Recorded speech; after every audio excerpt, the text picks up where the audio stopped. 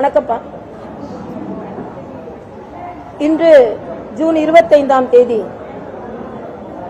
நாடு முழுவதும் கருப்பு தினமாக நாம் அனுசரித்து வருகிறோம். ஏன் கருப்பு தினம் என்றால், ஜனநாயகத்தின் குரல் வலை நெரிக்கப்பட்ட தினம் இது. பத்திரிகை சுதந்திரம் பறிக்கப்பட்ட தினம் இது. மக்களின் வாக்குரிமை பறிக்கப்பட்ட தினம் இது.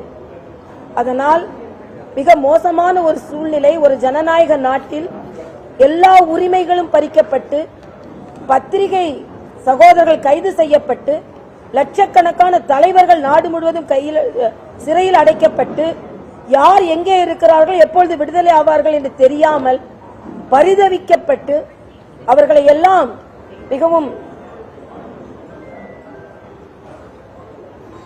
இப்படிப்பட்ட ஒரு சூழ்நிலையில் ஒரு அரை நூறாண்டு முன்னால் இப்படிப்பட்ட ஒரு சூழ்நிலை இந்த பாரத தேசம் சந்தித்திருக்கிறது என்பது ஒரு இந்திய சரித்திரத்தில் ஒரு கருப்பு தினம்.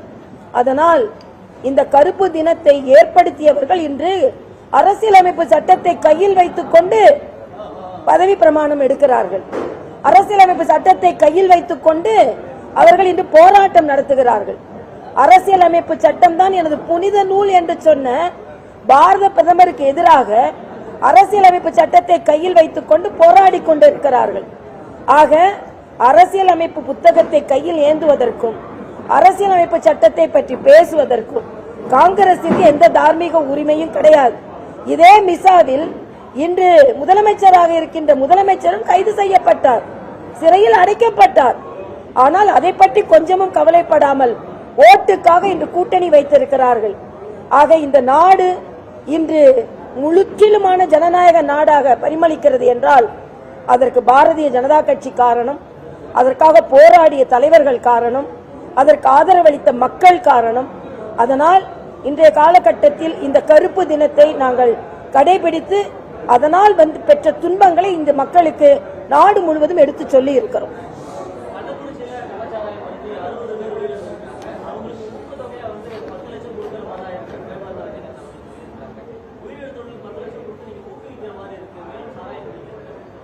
நீங்க இணையதளத்திலே நிறைய இடத்துல நீங்க பாத்துட்டீங்க, இது எவ்வளவுக்குள்ள மக்கள் எழுதுகிறார்கள் என்று. ஒரு அம்மா சொல்றாங்க, நீங்க எதையான ஒண்ணு குடிக்கிறத விட ஒரு கள்ளசாராயத்தை குடிச்சீங்கன்னா எனக்கு வருமானமாவது இருக்கும் அப்படின்னு. இணையதளத்தில் இதை பற்றி எவ்வளவு நீங்க சிவகாசி பட்டாசு அதுல தொழிலாளர்கள் இறக்கிறார்கள், அதுக்கு 3 லட்சம் நீங்க அறிவிக்கிறீங்க.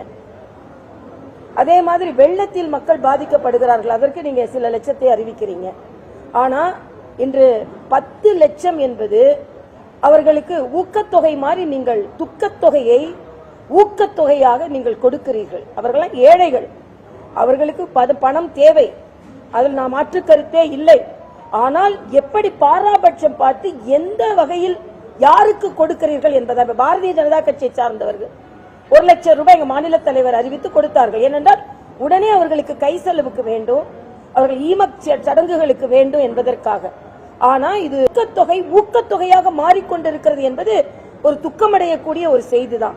ஆக அரசாங்கம் என்ன நினைக்கிறது, அதிக அளவில் ஊக்கத்தொகையை நாம் அறிவித்து விட்டால் நம்ம யாரும் கேள்வி கேட்க மாட்டார்கள் என்று ஏழ்மையை தாங்கள் பயன்படுத்திக் கொள்கிறார்கள் என்பதைத்தான் நாம் இங்கு சொல்ல முடியும்.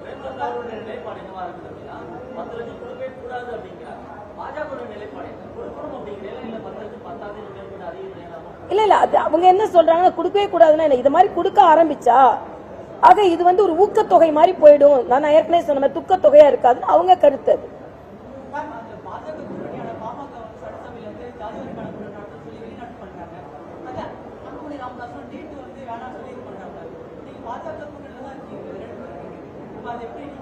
அதாவது அவசர நிலை பிரகடனத்தை கொண்டு வந்தவர்களும் அவசர நிலையில் பாதிக்கப்பட்டவர்களை கூட்டணியா இல்லையா இருக்காங்கல்ல. ஆக கூட்டணி வேறு, கொள்கை வேறு. கூட்டணியில் இருக்கும்போது அந்த கொள்கை இன்னைக்கு எந்த ராஜீவ்காந்தி அவர்களை கொலை செய்தார்களோ அவர்கள் குற்றவாளிகள், காங்கிரஸ் அவர்களுக்கு குற்றம் கொடுக்க வேண்டும் என்று சொல்றாங்க, அவங்களை விடுதலை செய்ய வேண்டும் இவங்க சொல்றாங்க. ஆக இது எல்லாமே கூட்டணி கட்சியில் நடக்குதான். கூட்டணி என்பது கொள்கை ரீதியாக அவர்களின் கொள்கைகளை விட்டு கொடுக்காததுதான் கூட்டணி. ஆனா நம்ம என்ன நினைக்கிறோம், காங்கிரஸ் திமுக என்ன மாறுபட்ட கருத்து இருந்தாலும் அதை பத்தி கேட்கறது இல்ல. இங்க பாஜக வந்த உடனே கேட்கிறோம். அந்தந்த கட்சிகளுக்கு அவரவர்கள் கொள்கை சொல்வதற்கு உரிமை இருக்கிறது, அவ்வளவுதான்.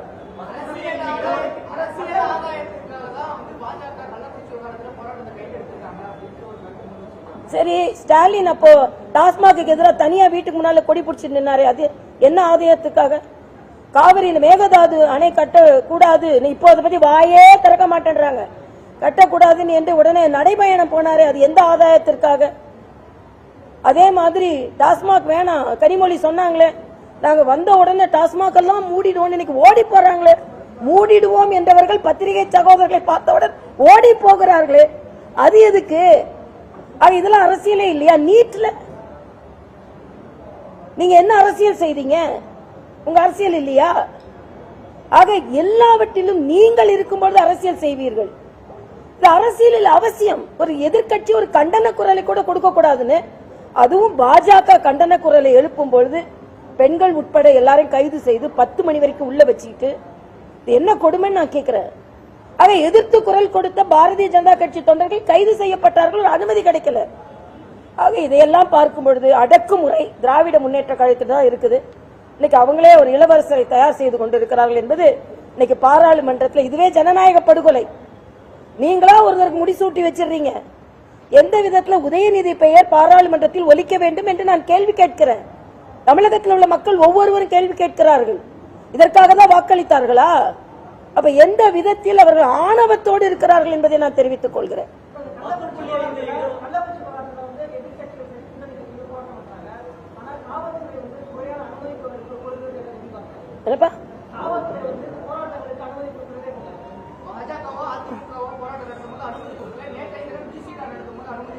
கொடுப்பாங்கல்ல, அவங்களுக்கு கூட்டணி தானே முக்கியம், மக்களோட பிரச்சனை முக்கியம் இல்ல. இதுவே பாராபட்சம் தானே, நாங்க சொல்லல, மக்களே சொல்கிறாங்க. ஆக இந்த பாராபட்சம் ஏன்னு நான் கேட்கிறேன். அதே மாதிரிதான் இங்க நம்ம துணை சபாநாயகர் எங்குமே கொடுக்க மாட்டோம். இவங்க காங்கிரஸ் ஆட்சி செய்கின்ற, எதிர்கட்சிகள் ஆட்சி செய்கின்ற எந்த இடத்துலயும் துணை சபாநாயகர் எதிர்கட்சிக்கு கொடுக்கல. ஆனா பாராளுமன்றத்தில் அதை கேட்பாங்க. இன்னைக்கு சுதந்திரம் அடைந்து இத்தனை நாட்கள் சுமூகமாக ஒரு பாராளுமன்றத்தில் சபாநாயகர் தேர்ந்தெடுக்கப்படும் பொழுது வேண்டுமென்றே குழப்பம் ஏற்படுத்துகிறார்கள். அதுல அவங்களுக்கு ஒற்றுமை இல்லை. ஆக இப்படித்தான் அவர்கள் செய்து கொண்டிருப்பார்கள்.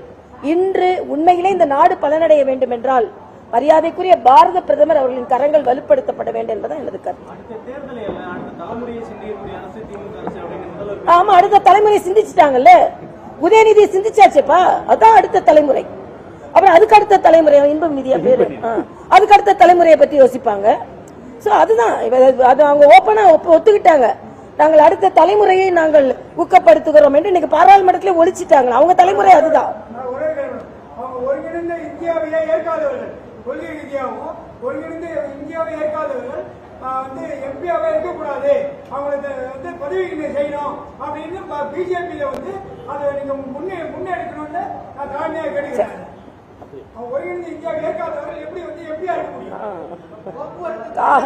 காலிஸ்தான பத்தி எல்லாம் இன்னைக்கு பதவி ஏற்கிறாங்கன்னா அந்த நாடு எங்க போய் கொண்டு இருக்கிறது?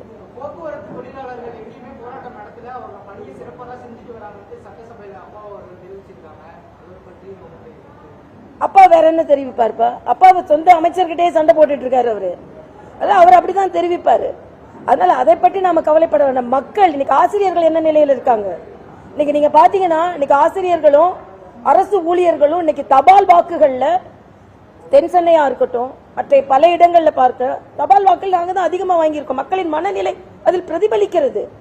ஆனா வெளியே சொல்ல முடியல அவங்களால. அடக்குமுறை கொஞ்சம் சொல்லிட்டாதானே. பாருங்க, நீங்க கலெக்டரை டிரான்ஸ்பர் பண்றாங்க, எஸ்பியை சஸ்பெண்ட் பண்றாங்க, பக்கத்துல உள்ள எம்எல்ஏ இப்ப காளிதாஸ் இங்க உட்கார்ந்து இருக்காரு, தப்பு பண்ணா நீங்க காளிதாஸ் தப்புன்னு சொல்லுவோம். அப்படி இல்லையே. அதனால இவங்க அடக்குமுறை அது எக்காலமிட்டு கொண்டிருக்கிறார்கள். எக்காலத்திலும் 40 இருக்கும்னு நினைக்கிறாங்க. இல்ல, நிச்சயமாக அடி வாங்குவார்கள். 2026 அவர்களுக்கானது அல்ல என்பதை இன்றைய நான் பதிவு செய்கிறேன்.